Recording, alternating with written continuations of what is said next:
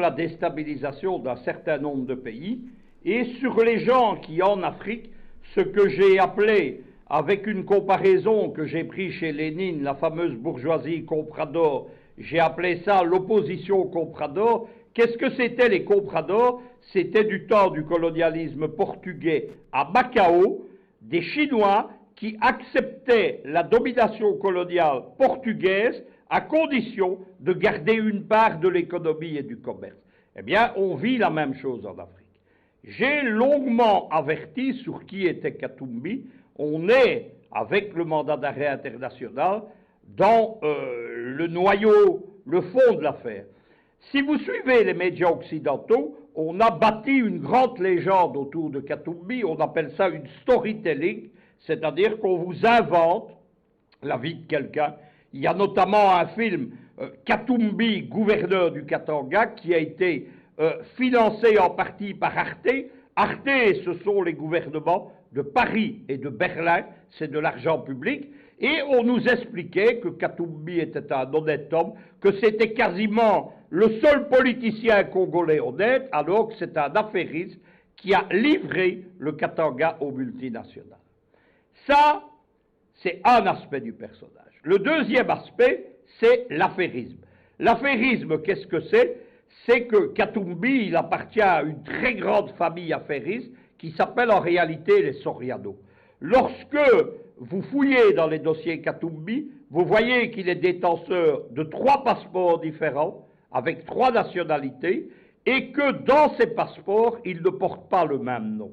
Il y a notamment un Moïse Soriano, qui conclut les contrats Soriano, Katumbi, Katumbi bis, on ne sait pas très bien. Troisième chose, Katumbi, c'est le choix d'un scénario politique.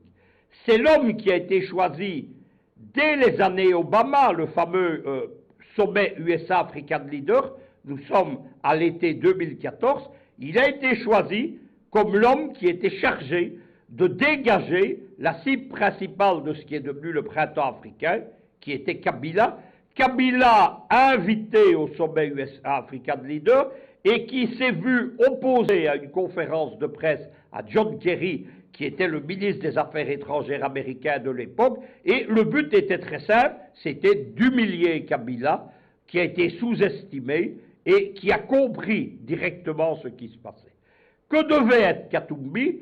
Katumbi devait être le candidat unique de l'opposition.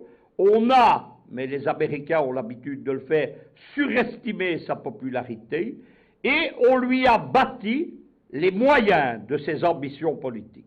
C'est-à-dire qu'il a été pris en main par des réseaux américains, de l'administration Obama, de ce qu'on appelle les vitrines légales de la CIA, de George Soros, ce sont toujours les mêmes gens, et de l'OTAN.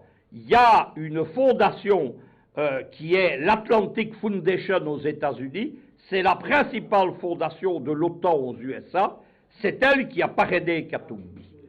Katumbi, qu'est-ce qu'on a fait? On lui a créé tout d'abord une ONG puissante dont le but officiel, ne souriez pas, ne riez pas, il n'y a pas de quoi, c'est le panafricanisme.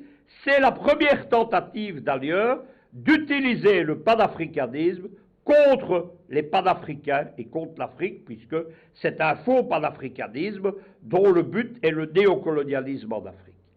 À la tête de cette ONG, qui a des moyens considérables, il y a un ancien conseiller à la sécurité nationale, et vous allez comprendre pourquoi j'ai fait ce long détour, à la conseiller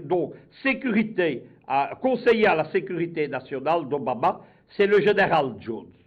Le général Jones, lorsqu'il cesse d'être conseiller, c'est un militaire du Pentagone à la retraite. Aux États-Unis, les généraux sont à la retraite très jeunes, dans la quarantaine, et ils se lancent dans le public.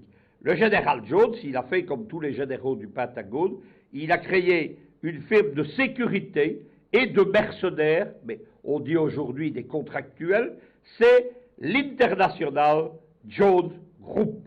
Le groupe international Jones qui procure notamment des gardes du corps, qui procure des gardes de sécurité dans toute l'Afrique.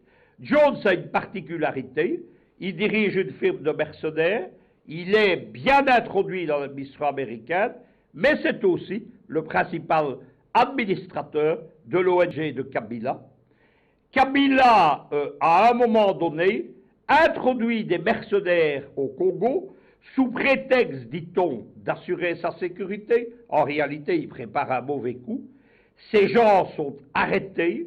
Il y a ce sont d'anciens Marines, il y a un de ces Marines qui fait des aveux en présence de ses avocats de la police congolaise devant un représentant de l'ambassade américaine dont il n'est pas molesté, il n'a pas été brutalisé, torturé, etc. C'est un homme qui a compris que pour rentrer au pays, il fallait avouer. À partir de ce moment-là, le parquet général congolais lance une procédure pour déstabilisation et subversion de l'État congolais, pour utilisation de mercenaires, et c'est le début de l'affaire qui vaut aujourd'hui à Katumbi d'être poursuivi.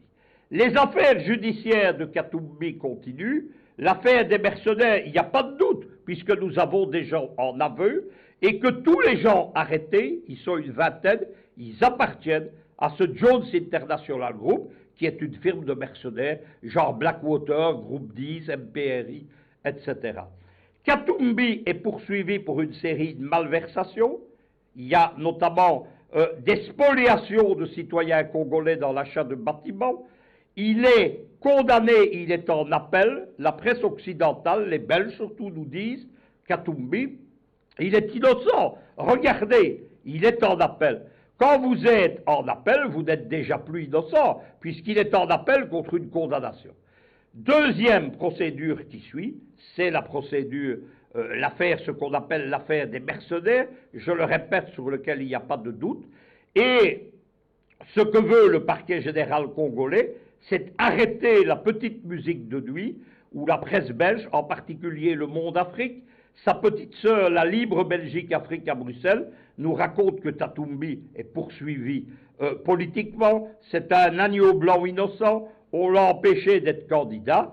Il n'a pas pu venir déposer sa candidature, non pas parce qu'on lui a interdit de rentrer, mais parce qu'il y a un mandat d'arrêt international contre lui et qu'il conviendrait qu'il se constitue prisonnier et qu'il soit incarcéré, ce qui suffit d'ailleurs à empêcher sa candidature aux élections.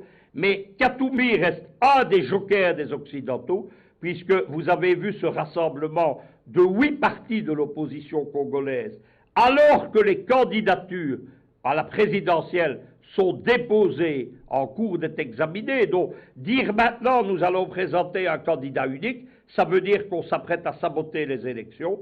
Et certains de ces partis de ce G8, ce sont des gens qui espèrent toujours présenter un Katumbi avec les moyens américains financiers dont dispose Katumbi comme candidat à la présidentielle.